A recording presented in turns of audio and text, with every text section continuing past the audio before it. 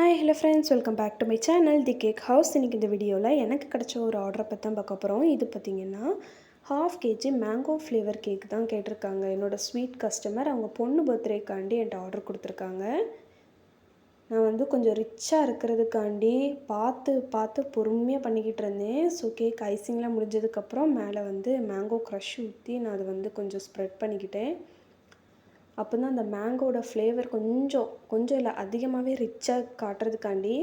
So அதுக்கு மேலே அழகாக ரோசட் நாஸில் வச்சு ரோஸ் டிசைன் கொடுத்தேன். அதுவும் எப்படி டபுள் கலர் வச்சு, அப்போ தான் பார்க்க அட்ராக்டிவாக இருக்குன்றதுக்காண்டி.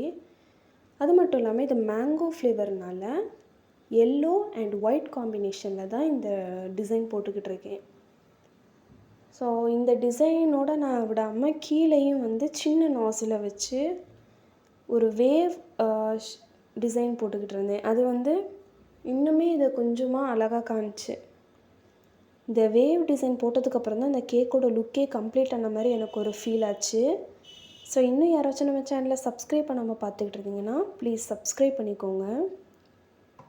அண்ட் கூட இருக்கக்கூடிய பெல் ஐக்கனை ப்ரெஸ் பண்ணிக்கோங்க ஃப்யூச்சர் நோட்டிஃபிகேஷனுக்காண்டி.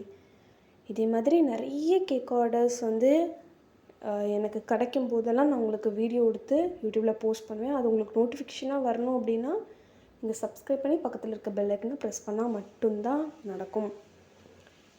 ஓகேவா? ஸோ இப்போ வந்து அந்த வேவ்லாம் வந்து அழகாக இருந்துச்சு. ஸோ அதுவுமே டபுள் கலர் வச்சு தான் போட்டிருந்து பொறுமையாக போட்டுக்கிட்டு இருந்தேன். ஸோ அது அப்போ தான் கொஞ்சம் இதாக இருக்கும் அழகா அப்படின்னு.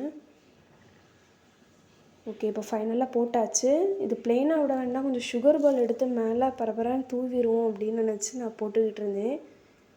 ஸோ எனக்கு அப்படியுமே இந்த கேக் வந்து ஒரு கேக் லுக்கு, அதாவது கேக் ஃபீலே கொடுக்கல.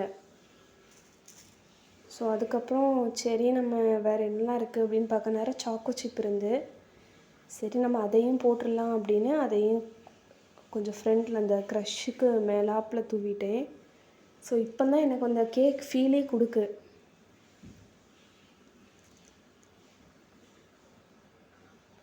ஓகே, ஃபைனலாக இந்த மாதிரி தூவினதுக்கப்புறம் கேக் ரெடி ஆகிட்டு. இது வந்து 1/2 kg கேக், பட் சொன்னதோட கூடுதலாக தான் நான் வந்து பண்ணியிருக்கேன். அவ்வளோதான். ஸோ ஃபைனல் அவுட்புட் இப்படி தான் இருக்குது. Bye guys.